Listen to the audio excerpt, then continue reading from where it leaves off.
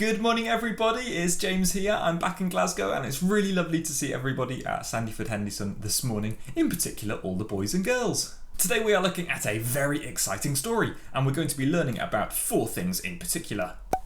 Godly mothers, incredible faith, amazing women, and Jesus' love for all. Now earlier on this week I was staying with my sister Ruth.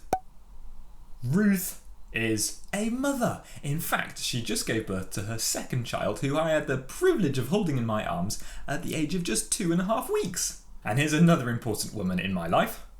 My own mother.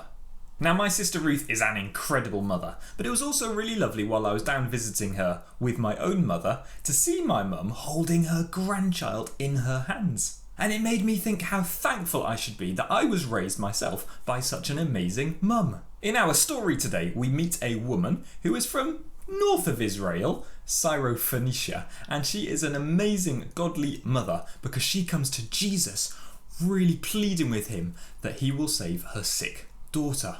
This woman, like my sister and my own mum, remind me a little bit of mother bears, so protective over their young. And if you've got a godly mother who is a little bit like a mother bear, you should be absolutely thankful for her too. So that's godly mothers. Next up, let's think about the incredible faith of the woman in our story. This woman in our story has so much faith and is so persistent with Jesus to heal her daughter. She pursues him, worships him, pleads with him, and reasons with him, has a kind of argument, a little debate with Jesus because she wants her daughter to be healed and believes that Jesus can do it. As I said earlier, this woman is not from Israel, but from north of Israel, a place that we might know now as Syria, which at the time was a part of Phoenicia.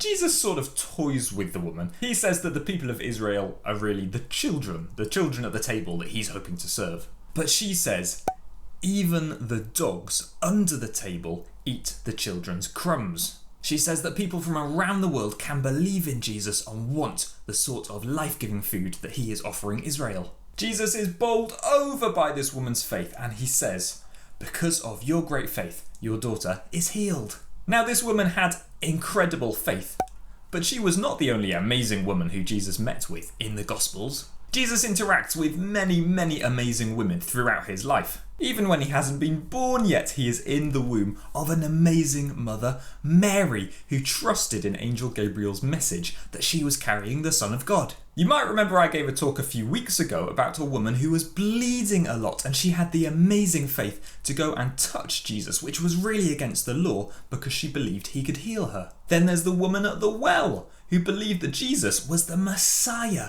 who Israel had been waiting for ages. In fact, it's this woman that Jesus has the longest conversation with in the whole of the Gospels. And if you cast your mind back to Easter, we meet Joanna, Mary Magdalene, and Mary, the mother of John and James, who are the first on the scene to see Jesus rising from the dead. Some people think that Christianity is rather backwards, and that men are placed above women. But we can tell from learning about the stories of Jesus that that is just not true, but Jesus prizes women so highly. 2,000 years ago, these meetings with women were totally radical. That's how much Jesus loves all people. And that's why it was right for him to say, "O woman, great is your faith." So we've been thinking about these amazing women, but let's also think about Jesus' love for all.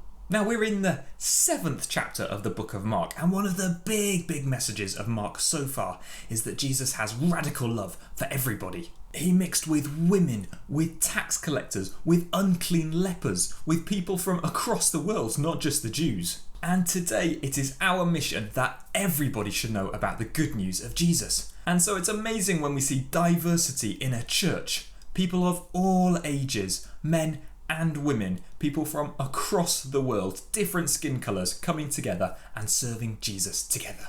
And so let's round things off by singing our children's song together.